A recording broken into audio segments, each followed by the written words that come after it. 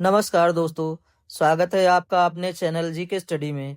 यहाँ हम आपके लिए लाए हैं मज़ेदार क्विज़ेस और सवाल जवाब, जिससे आप सिर्फ सीखेंगे नहीं बल्कि अपनी नॉलेज को भी टेस्ट कर पाएंगे। हर वीडियो में आपको मिलेंगे नए सवाल और उनके जवाब, जिनसे आपका नॉलेज और भी बढ़ेगा। सब्सक्राइब करके बेल आइकन को दबाना ना भूलें, ताकि आप कोई भी क्विज मिस ना करें। तो चलिए शुरू करते हैं। पहले प्रश्न की तरफ बढ़ते हैं। तो पहला प्रश्न है, पहले क्वेश्चन की तरफ बढ़ते हैं।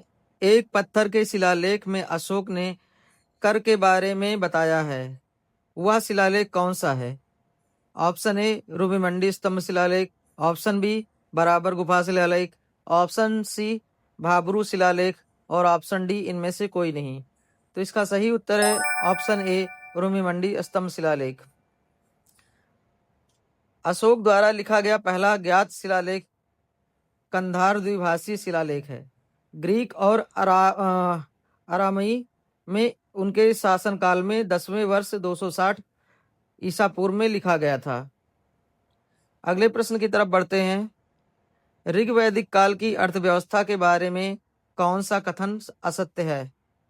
ऑप्शन ए वेतन की अधिकता, ऑप्शन बी कई अनाज की खेती, ऑप्शन सी कृषि आधारित समाज, ऑप्शन डी मुख्यतः देहाती अर्थव्यवस्था। तो इसका सही उत्तर है ऑप्शन ए वेतन की अधिकता। ऋग्वैदिक काल में वेतन देने और लेने के कोई साक्ष्य नहीं प्राप्त हुए थे। अगले प्रश्न की तरफ बढ़ते हैं। सातवाहन वंश के किस राजा ने गाथा सप्तशी की रचना की?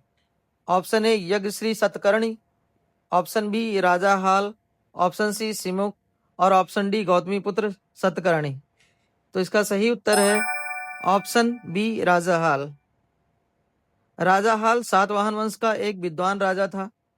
उसने गाथा सप्तशी की रचना की, जो प्राकृत भाषा में प्रेम कविताओं का संग्रह है। अगले प्रश्न की तरफ बढ़ते हैं। कदम्ब वंश की स्थापना किसने की? Option A Jayasimha, option B Krishna Raja, option C Ishwar Sen, option D Mayur Sharma. तो इसका सही जवाब है ऑप्शन डी मयूर शर्मा। कदम्ब वंश एक ब्राह्मण राजवंश था, जिसकी स्थापना चौथी सदी में मयूर शर्मा नामक राजा ने की थी। अगले प्रश्न की तरफ बढ़ते हैं। ईसवी समय में क्या हुआ? ऑप्शन ए शक संवत की स्थापना हुई, ऑप्शन बी द्वितीय बौद्ध संगीत, ऑप्शन सी बिंदुसार का राज्य, ऑप्शन डी प्रथम बौद्ध संगीत। तो इसका सही उत्तर है ऑप्शन ए शक संवत की स्थापना। शक संवत की स्थापना कुषाण शासक कनिष्क ने अपने राजारोहण के समय 78 ईस्वी में की थी। इसे भारतीय राष्ट्रीय कैलेंडर के रूप में 1957 में अपनाया गया था। यह वसंत ऋतु के दिन शुरू होता है। अगला प्रश्न है, गौतम बुद्ध की खड़ी मूर्ति किस काल में बनाई गई थी? ऑप्शन ए गुप्त काल, ऑप्शन बी मुगल काल, ऑप्शन सी कुषाण काल, ऑप्शन डी मौर्य काल। तो इसका सही उत्तर है ऑप्शन सी कुषाण काल।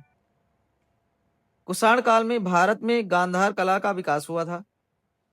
विशेष रूप से कनिष्क, जो कुषाण काल का एक महान शासक था, कला और वास्तुकला का एक महान संरक्षक भी था, और यह उसके शासनकाल के दौरान गांधार कला का विकास भी हुआ। अगले प्रश्न की तरफ बढ़ते हैं। अंग महाजनपद को मगध में किसने मिलाया? Option A Bindusara, option B Bimbisara, option C Ajatashatru और ऑप्शन डी अशोक। तो इसका सही उत्तर है ऑप्शन बी बिम्बिसार। बिम्बिसार ने अंग महाजनपद को जीता और वहां की राजकुमारी से शादी भी की थी। अगले प्रश्न की तरफ बढ़ते हैं। अगला प्रश्न है, हड़प्पा सभ्यता में दवात के निशान कहाँ मिले हैं? Option A Harappa, option B Kalibangan, option C Lothal और ऑप्शन डी चहुदड़ो। तो इसका सही उत्तर है ऑप्शन डी चहुदड़ो। हड़प्पा सभ्यता में चहुदड़ो से मनके काजल दावात प्राप्त हुए। अगले प्रश्न की तरफ बढ़ते हैं। अगला प्रश्न है, इलाहाबाद स्तंभ शिलालेख किसके बारे में जानकारी देता है? Option A Kanishka, option B Chandragupta Maurya, option C Ashoka और ऑप्शन डी समुद्रगुप्त। तो इसका सही उत्तर है ऑप्शन डी समुद्रगुप्त। इलाहाबाद स्तंभ का प्रयाग प्रशस्ति समुद्रगुप्त के दरबारी कवि हरिसेन ने लिखी थी। अगले प्रश्न की तरफ बढ़ते हैं। महायान का विकास किसके काल में हुआ? Option A Kanishka, option B Kalashoka और ऑप्शन सी अशोक और ऑप्शन डी इनमें से कोई नहीं। तो इसका सही उत्तर है ऑप्शन ए कनिष्क। महायान का विकास कनिष्क के काल में हुआ था। कनिष्क ने महायान को अपना राजकीय धर्म बनाया। अगला प्रश्न है, अशोक का सबसे लंबा शिलालेख कौन सा है? ऑप्शन ए छठा, ऑप्शन बी सातवां, ऑप्शन सी पांचवा, ऑप्शन डी पहला। तो इसका सही उत्तर है ऑप्शन बी सातवां। अशोक का सातवां शिलालेख सबसे लंबा है, जो धम्म महात्म की जानकारी देता है। अगला प्रश्न है, नालंदा विश्वविद्यालय की स्थापना किसने की?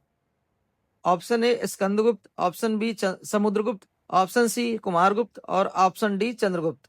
तो इसका सही उत्तर है ऑप्शन सी कुमारगुप्त। नालंदा विश्वविद्यालय की स्थापना गुप्त वंश के राजा कुमारगुप्त ने की थी। अगले प्रश्न की तरफ बढ़ते हैं। अगला प्रश्न है, अशोक के द्विभाषी अभिलेखों में कौन सी दो भाषाएं प्रयोग की गई हैं? ऑप्शन ए ब्राह्मी और चित्रलेख, ऑप्शन बी ब्राह्मी आरमाइक और ग्रीक, ऑप्शन सी ब्राह्मी और आरमाइक और ऑप्शन डी इनमें से कोई नहीं। तो इसका सही उत्तर है ऑप्शन बी ब्राह्मी आरमाइक और ग्रीक।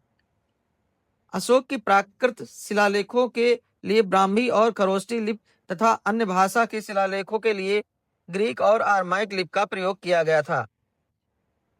अगले प्रश्न की तरफ बढ़ते हैं। अगला प्रश्न है, अफगानिस्तान का बेग्राम किसकी राजधानी था? Option A Kanishka, option B Skandagupta, option C Ashoka और ऑप्शन डी समुद्रगुप्त। तो इसका सही उत्तर है ऑप्शन ए कनिष्क। कनिष्क की मुख्य राजधानी पुरुषपुर थी, लेकिन उनकी कई क्षेत्रीय राजधानियां जैसे तक्षशिला, मथुरा, बेग्राम थी। अगले प्रश्न की तरफ बढ़ते हैं। अगला प्रश्न है, ऋग्वैदिक काल में राजा का दूसरा नाम क्या था? ऑप्शन ए गोमत, ऑप्शन बी गोमित्र, ऑप्शन सी गोपति, ऑप्शन डी गोप। तो इसका सही उत्तर है ऑप्शन सी गोपति। ऋग्वैदिक काल में राजा को गोपति भी कहा जाता था। अगले प्रश्न की तरफ बढ़ते हैं। अगला प्रश्न है, बिम्बसार का दूसरा नाम क्या था? Option A Devana Piyadasi, option B Shrenik, option C सम्राट और ऑप्शन डी एकराट। तो इसका सही उत्तर है ऑप्शन बी श्रेणिक। बिम्बसार को जैन धर्म के ग्रंथों में श्रेणिक कहा गया है। बिम्बसार हर्यक वंश का संस्थापक भी था। अगले प्रश्न की तरफ बढ़ते हैं। अगला प्रश्न है, उत्तर पथ और दक्षिण पथ के बीच कौन सा नगर था? Option A Varanasi, option B Vaishali, option C Rajgriha और ऑप्शन डी मथुरा। तो इसका सही उत्तर है ऑप्शन डी मथुरा। मथुरा उत्तर पथ और दक्षिण पथ के बीच जंक्शन का कार्य करता था। यह सूरसेन महाजनपद की राजधानी थी। अगले प्रश्न की तरफ बढ़ते हैं। बुद्ध ने अपना अंतिम भोजन निम्नलिखित में से किस महाजनपद की राजधानी में लिया था? ऑप्शन ए वज्र, ऑप्शन बी चेत, ऑप्शन सी मल्ल, ऑप्शन डी वत्स। तो इसका सही उत्तर है ऑप्शन सी मल्ल।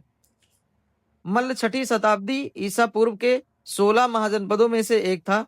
इसकी राजधानियां कुशीनारा और पावा थी।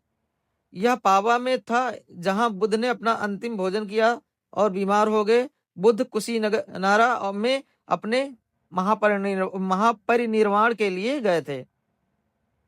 अगले प्रश्न की तरफ बढ़ते हैं।